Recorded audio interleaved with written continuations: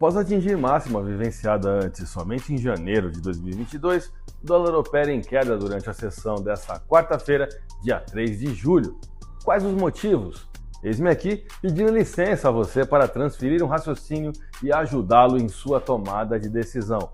Eu trago informações técnicas e também fundamentalistas para justificar a movimentação cambial de hoje. Vamos começar pelos gráficos e assim explicar tecnicamente. Diante de vocês está o gráfico intraday ou diário do dólar, onde cada barrinha vertical dessa aqui representa um dia útil de pregão.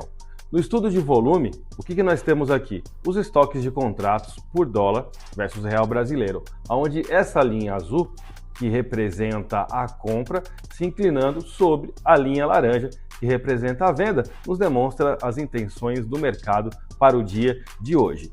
Essa primeira análise expõe um mercado que até ontem estava sobrecomprado. Aqui, ó, a linha azul estava bem acima aqui, quase nos 100 pontos, e hoje se inclina definitivamente para baixo.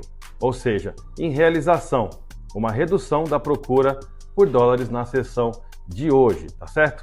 Acima aqui, analisando agora a escalada do dólar, após o rompimento desse triângulo simétrico, nós podemos presenciar que isso aconteceu aqui no dia 21 de maio, tá? Dentro de um movimento de alta que representou em 30 dias 11,71%, considerando a máxima aqui de ontem, que foi de R$ 5,70. Com o mercado operando em queda hoje após tocar nessa máxima, inclusive nós alertamos, antecipadamente esse movimento em nossas análises dessa semana. A paridade de dólar real brasileiro opera em realização de curto prazo. O que você quer dizer com isso? O mercado está caindo, mas é por pouco tempo? Exatamente isso. Eu vou continuar explicando tecnicamente e na sequência abordo os fundamentos dentro dessa minha afirmação. Essa parte mais clara aqui no nosso gráfico intraday do dólar é o estudo Fibonacci, que nós fazemos os traçados Fibonacci. E tivemos aqui no dia 7 de junho, nesse candle, nesse pregão, foi o nosso balizador, porque foi a alta mais expressiva dos últimos 56 dias. Nessa sessão, o dólar se valorizou frente ao real brasileiro 1,8% e nos deu, assim, um ótimo balizador, um ótimo parâmetro para a nossa leitura de suportes e resistências via Fibo.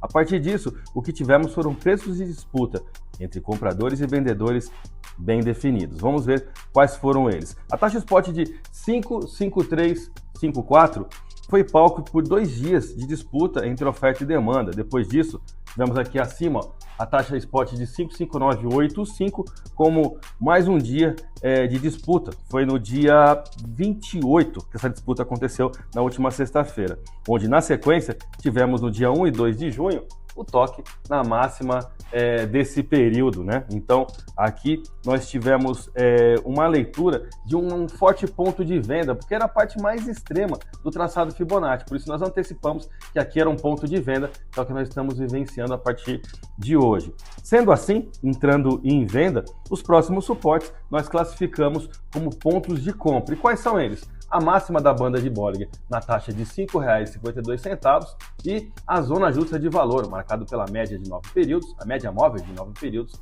que nós chamamos de zona justa de valor, preço de equilíbrio, na taxa spot de 5,4534. Vamos comentar agora sobre os fundamentos de toda essa movimentação. No cenário internacional, o presidente do Federal Reserve, Jerome Powell, disse que os últimos dados econômicos sugerem que a inflação está voltando a cair lá nos Estados Unidos, mas acrescentou que os dirigentes do Banco Central americano gostariam de ver mais dados antes de reduzir as taxas de juros por lá.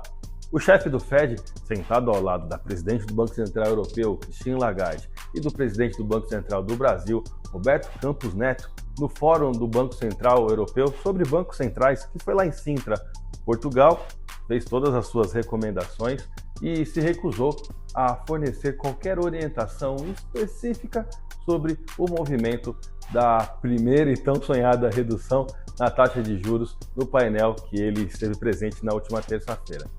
Sem dicas sobre o próximo corte de juros nos Estados Unidos, as apostas seguem por um corte na taxa de juros por lá, mantendo assim a precificação global no índice DXY, que opera acima dos 105 pontos no exterior. Falando agora do cenário interno, o presidente Luiz Inácio Lula da Silva tem reunião com ministros da área econômica para debater medidas de corte de gastos num momento em que as falas do próprio mandatário contribuíram e muito para a forte alta do dólar perante o real nos últimos dias.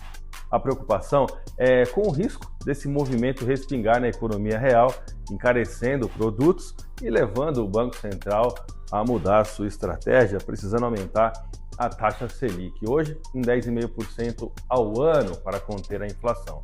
Os ruídos atrapalham sim, e a exemplo dos bancos centrais mais sérios de todo o mundo, a autonomia dessa autarquia, conhecida como Banco Central, é um direito no Brasil estabelecido pela Lei Complementar 179 de 2021. Então, concluindo, o dólar em queda é a nossa opinião, ainda que com uma correção de curto prazo, é o destaque do driver de mercado de hoje. Beleza? Eu fico por aqui, desejando uma excelente tarde a todos.